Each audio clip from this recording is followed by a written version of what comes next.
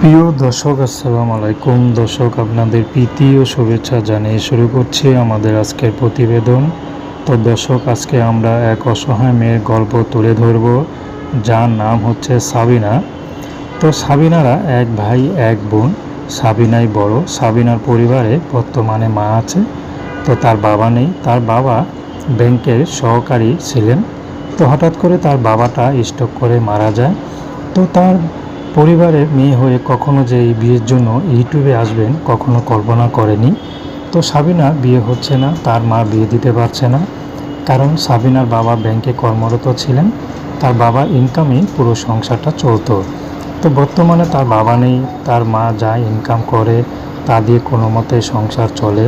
তো তার মা কি করবে? মেয়ে মানুষ হয়ে কখনো ঘর থেকে বের হয়নি, এমন ঘরের একটা পরিবারের মেয়ে এখন টাকার জন্য বিয়ে দিতে পারছে না।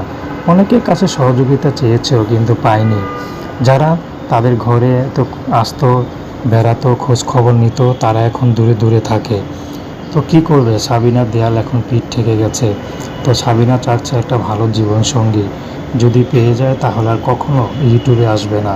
সে বয়স্ক হোক আর বিবাহিত হোক, যেমনও তো থাকতে পারে। যে পুরুষের স্ত্রী থাকতো একা, এমন পুরুষ পেলেও রাজি আছে। তো প্রেম, ভালোবাসা, সাহায্য, সহযোগিতা, বিয়ে শাদী করা একান্ত আপনাদের ব্যক্তিগত ব্যাপার। আসুন আমরা ৫ ওয়াক্ত নামাজ পড়ি, সর্বদা দেশের সেবা করি। আসসালামু আলাইকুম।